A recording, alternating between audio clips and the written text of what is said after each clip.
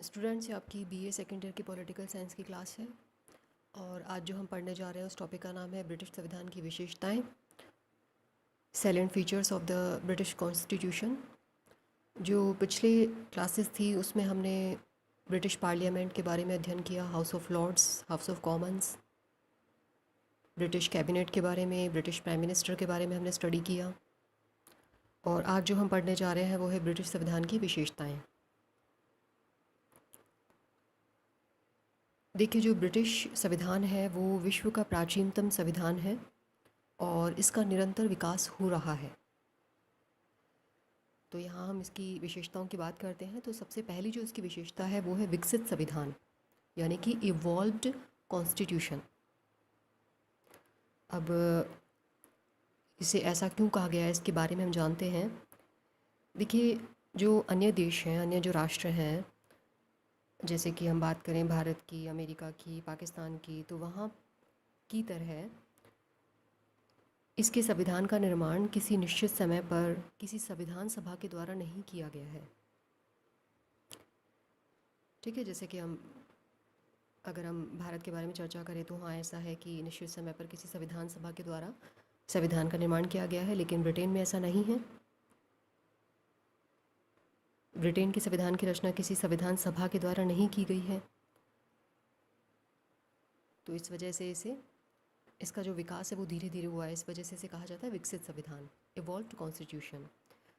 आगे हम बात करते हैं इसकी दूसरी विशेषता की तरफ, तो वो है अलिखित संविधान, यानी कि अनरिटन कॉन्स्टिट्यूशन। देखिए, ब्रिटिश संविधान जो है वो अलिखित है।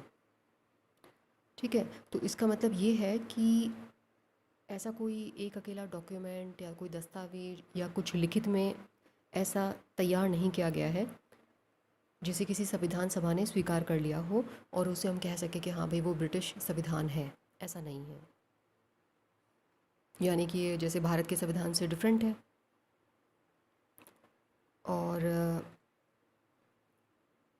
ऐसा भी नहीं है कि हमें कुछ रिटर्न में कुछ प्रावधान नहीं मिल सकते। इसके कुछ प्रावधान, कुछ प्रोविज़न्स ऐसे हैं जो लिखित रूप में विद्यमान हैं। फॉर एग्ज़ाम्पल, संवैधानिक समझौते हैं, संसदीय कानून है, या समय समय पर जो न्यायिक निर्णय दिए गए हैं इत्यादि। लेकिन जो इसका अधिकांश पार्ट है वो परंपराओं पर, प्रथाओं पर, रूढ़ियों पर, इन पर आधारित है। नेक्स्ट हम बात करते हैं इसकी तीसरी विशेषता की तरफ, तो वो है एकात्मक शासन।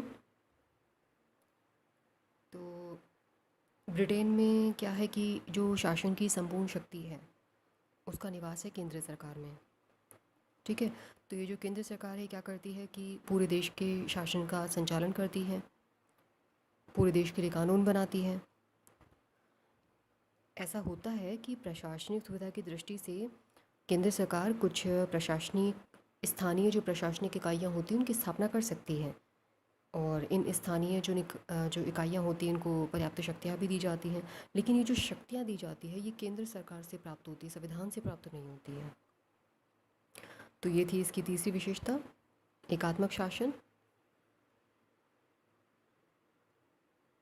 आगे हम बात करते हैं इसकी चौथी विशेषता की तरफ, वो है संसदीय शासन प्रणाली, पार्लियामेंट्री फॉर्म ऑफ गवर्नमेंट। अब देखिए, जो ब्रिटेन है ये क्या है, संसदात्मक शासन प्रणाली का इसे घर कहा जाता है। ठीक है, तो जो संसदात्मक शासन प्रणाली की है, संसदीय शासन प्रणाली की जो विशेषताएं होती हैं वो उसके संविधान में पाई जाती हैं। जैसे हम बात करें दोहरी कार्यपालिका की, यानी कि एक वास्तविक होती है, एक नाम मात्र की कार्यपालिका होती है, तो वो यहाँ मिलती है। व्यवस्थापिका कार्यपालिका में घनिष्ठ संबंधों का होना, तो वो भी है। कार्यपालिका का सामूहिक रूप से व्यवस्थापिका के प्रति उत्तरदायी होना, तो ये सब ब्रिटिश संविधान में विद्यमान है। नेक्स्ट हम बात करते हैं कि लचीला संविधान या फ्लेक्सिबल कॉन्स्टिट्यूशन। तो ऐसा संविधान जिसमें कि सरलता से आवश्यकता के अनुसार अगर संशोधन किया जा सकता है तो उसे हम क्या कहेंगे, लचीला संविधान। यानी कि इसमें संशोधन की कोई अलग से कोई विशेष प्रक्रिया नहीं होती है। अगली जो इसकी विशेषता है वो है संसदीय सर्वोच्चता, यानी कि सुप्रीमेसी ऑफ द पार्लियामेंट। देखिए, ब्रिटेन में क्या है कि संविधान जो है वो किस रूप में है, अभी हमने बात की, तो वो है अलिखित रूप में। और एकात्मक शासन, यूनिटरी गवर्नमेंट, इसकी भी हम चर्चा कर चुके हैं। तो इन दोनों कारणों की वजह से क्या है कि संसद जो है वो एकमात्र कानून का निर्माण करने वाली संस्था या सत्ता हो जाती है। ठीक है। और संसद की जो कानून बनाने की जो शक्ति होती है उसकी कोई सीमा नहीं होती है। संसद के द्वारा कोई कानून बनाया जाता है, उसको किसी सत्ता के सम्मुख चुनौती भी नहीं दी जा सकती है। तो ये जो इसकी असीम शक्ति है, इसकी वजह से जो एक विचारक हैं डी लोल में, उन्होंने ब्रिटिश संसद के लिए एक बात कही है कि ब्रिटिश संसद स्त्री को पुरुष और पुरुष को स्त्री बनाने के अतिरिक्त अन्य सब कुछ कर सकती है। ये डी लोल में की बहुत इंपॉर्टेंट कोटेशन है, इसको याद रखिएगा। और जब भी आप आंसर लिखें तो इसको ज़रूर मेंशन कीजिएगा। आगे हम इसकी नेक्स्ट विशेषता की बात करते हैं, तो वो है विधि का शासन, यानी कि रूल ऑफ लॉ। अब इसका क्या तात्पर्य है? इसका ये अर्थ है कि ब्रिटेन में जो शासन का संचालन है वो किसी व्यक्ति विशेष की इच्छा के द्वारा नहीं होता है, बल्कि किसके द्वारा होता है? विधि के द्वारा, कानून के द्वारा किया जाता है। नेक्स्ट इसकी विशेषता है मिश्र संविधान, यानी कि मिक्स्ड कॉन्स्टिट्यूशन। तो जो ब्रिटेन का संविधान है वो मिश्र संविधान का एक बहुत बढ़िया एग्जाम्पल है। एक साथ वहाँ राजतंत्र भी है, कुलीन तंत्र भी है और लोकतंत्र भी विद्यमान है। तो ये मिश्र संविधान इसकी विशेषता है।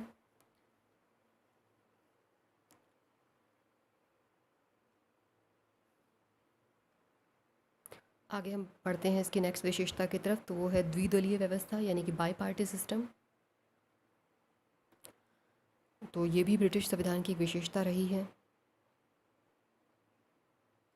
तो जो प्रजातांत्रिक सिद्धांत है उनके अनुसार ब्रिटेन में राजनीतिक दल बनाने की स्वतंत्रता तो प्राप्त है, लेकिन प्रैक्टिकली क्या है कि वहाँ पे ब्रिटिश राजनीति में दो प्रमुख दलों का प्रभुत्व रहा है। अभी हाल फिलहाल देखा जाए तो अनुदार दल और मजदूर दल ऐसे दो दल हैं जिनका प्रभुत्व है। तो इस प्रणाली के कारण क्या होता है कि एक ही राजनीतिक दल की सरकार बनती है और एक तरीके से क्या होता है कि राजनीतिक रूप से स्थायित्व प्राप्त होता है। तो ब्रिटेन में जो संसदीय शासन की सफलता जो है उसका एक बड़ा कारण हम कह सकते हैं इस बाई पार्टी सिस्टम का होना, द्विदलीय प्रणाली का होना। आगे हम चर्चा करते हैं इसकी ब्रिटिश संविधान की नेक्स्ट विशेषता की तरफ, तो वो है मौलिक अधिकार, यानी कि फंडामेंटल राइट। देखिए हमारे जो भारतीय संविधान है उसमें तो मौलिक अधिकारों का स्पष्ट रूप से उल्लेख है। तो ब्रिटेन जो है वहाँ पे और दूसरे देशों की तरह, यानी कि लिखित संविधानों की तरह, नागरिकों के जो मौलिक अधिकार हैं उनकी व्यवस्था किसी अधिकार पत्र के द्वारा नहीं की गई है। क्यों? क्योंकि ब्रिटेन का जो संविधान है वो कैसा है? अलिखित है। लेकिन फिर भी ब्रिटेन में नागरिकों को कई प्रकार के मौलिक अधिकार, यानी कि फंडामेंटल राइट उनको मिले हुए हैं। ठीक है। तो इनकी जो व्यवस्था की गई है वो ऐतिहासिक समझौतों के द्वारा या सामान्य विधि के द्वारा इनकी व्यवस्था की गई है।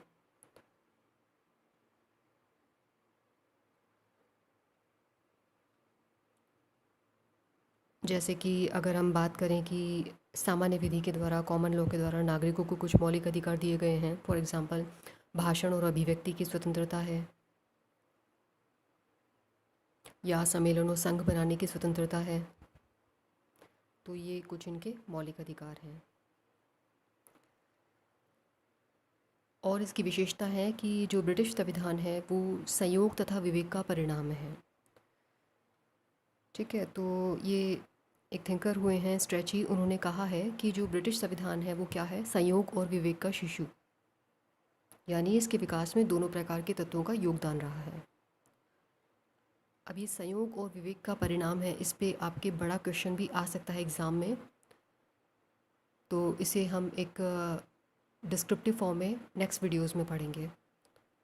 तो आज के लिए इतना ही। आज जो हमने पढ़ा है वो है ब्रिटिश संविधान की विशेषताएं। बाकी नेक्स्ट वीडियो में। Thank you.